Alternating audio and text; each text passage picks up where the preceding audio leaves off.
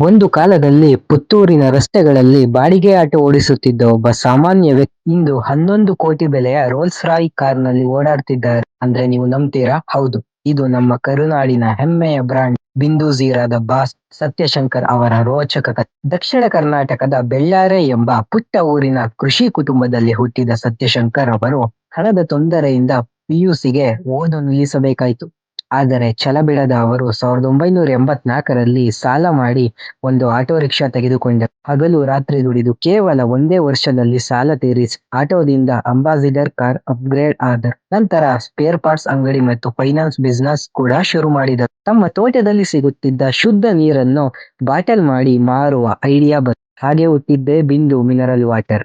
ಒಮ್ಮೆ ಉತ್ತರ ಭಾರತಕ್ಕೆ ಪ್ರವಾಸ ಹೋದಾಗ ಅಲ್ಲಿ ಜನ ಸೋಡಾಕ್ಕೆ ಜೀರಾ ಮಸಾಲೆ ಹಾಕಿಕೊಂಡು ಕುಡಿಯೋದನ್ನು ಗಮನಿಸಿದರು. ಇದೇ ಐಡಿಯಾ ಇಟ್ಕೊಂಡು ದಕ್ಷಿಣ ಭಾರತದ ರುಚಿಗೆ ತಕ್ಕ ಹಾಗೆ 2002ರಲ್ಲಿ ಬಿಂದು ಜೀರಾ ಫಿಜ್ ಲಾಂಚ್ ಮಾಡಿದರು. ಶುರುವಿನಲ್ಲಿ ಅಂಗಡಿಯವರು ಇದನ್ನು ರಿಜೆಕ್ಟ್ ಮಾಡಿದ್ರು.